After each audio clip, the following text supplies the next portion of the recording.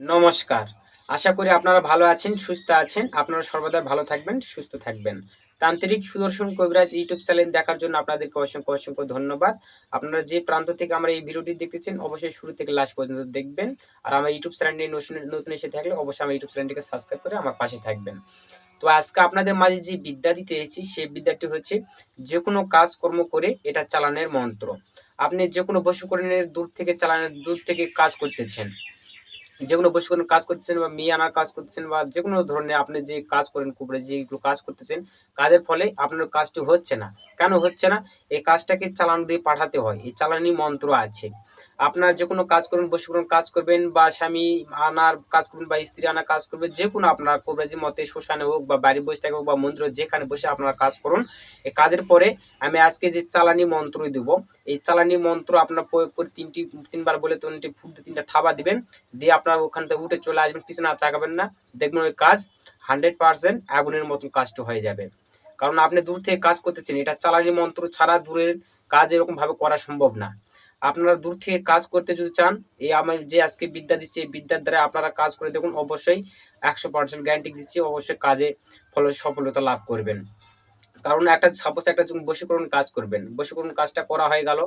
আপনাদেরকে আমি নিয়মটি বলে দিচ্ছি, আপনারা কি প্রসেসে কাজ করবেন। আমি মন্ত্রটি ভিডিও লাস্টে দিয়ে দেবো, আপনারা সুন্দরভাবে দেখে নেবেন, আমি মুখে বলে দেবো, আপনারা ভালোভাবে শুনে নেবেন। আপনাদের যে কোনো কাজ করলেন, সাপোজ একটা বশীকরণ কাজ করলেন, শ্মশানে গোবর চারাই বা কিংবা কোনো মন্দিরে বসে আপনারা কাজটি করলেন। আপনারা শুদ্ধ পাক পবিত্র বেশে আপনারা বসবেন। আপনারা যে কাজের যে বশীকরণ একটা কাজ করো, তাহলে বশীকরণ কাজটা করার সময় যে নিয়ম প্রসেসে জানা আছে আপনারা সেই নিয়ম প্রসেস আপনারা করে নেবেন। সেই নিয়মে সম্পূর্ণ কাজটা করার পরে আমি যে মন্ত্রটি দিব, এই চালানি মন্ত্র, এই চালানি মন্ত্রটি একবার বলুন 1টি ফু, দুবার বলুন 2টি ফু, তিনবার বলুন 3টি ফু বলে থাবা দিবেন। একবার মন্ত্র বলবেন, 1টি ফু দিবেন, একটি ওখানে থাবা দিবেন। আবার একবার মন্ত্র বলবেন, 1টি ফু দিবেন, একটা থাবা দিবেন। এরকম একটা ফু, একটা থাবা। একবার মন্ত্র বলবেন, 1টি ফু দিবেন, 1টি থাবা। এই নিয়ে আমরা 3বার মন্ত্রপুত করে 3টি থাবা, 3টি ফু দিয়ে আপনারা ওখান থেকে ভক্তি সালামে উঠে চলে আসবেন, পিছনে আর তাকাবেন না। আপনারা বাড়ি চলে আসবেন, তো কাজটি করে আসবেন। দেখবেন আপনার বশীকরণের কাজ 100% গ্যারান্টি সহকারে কাজটা হয়ে যাবে।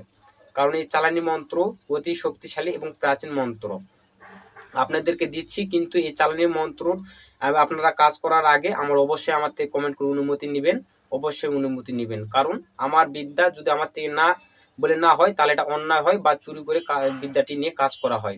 এই জন্য আমার বিদ্যা যদি আমাকে চালানি মন্ত্রটা আপনাদেরকে ভালো লাগে বা কোনো কবিরাজকে ভালো লাগে, তাহলে অবশ্যই আমাকে ফোন করে স্ক্রিনে দেওয়ার নাম্বারে বা ইমোতে আমার নম্বরের সঙ্গে যোগাযোগ করে আপনারা এই চালানি মন্ত্রটি অনুমতি নিয়ে আপনারা কাজ করবেন, অবশ্যই ফলপ্রসূ হবেন।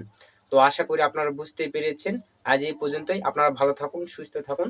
দেখা হচ্ছে আবার নতুন ভিডিওতে। নমস্কার।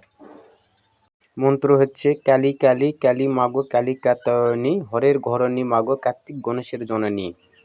আমার কার্য ছেড়ে অন্য কার্য যাও, দেবীর দোহাই মাগো মোর মাথা খাও। কহেন ছাওয়াল গুরুর চণ্ডিকার পাই, চমকা ঝমকা অষ্ট অলঙ্কার লয়ে আমার এই কার্য শীঘ্রই বেগে ধা। কার আজ্ঞায়? পাত্রীশ্বরের আজ্ঞে শীঘ্রই বেগে ধা, শীঘ্রই বেগে ধা, শীঘ্রই বেগে ধা।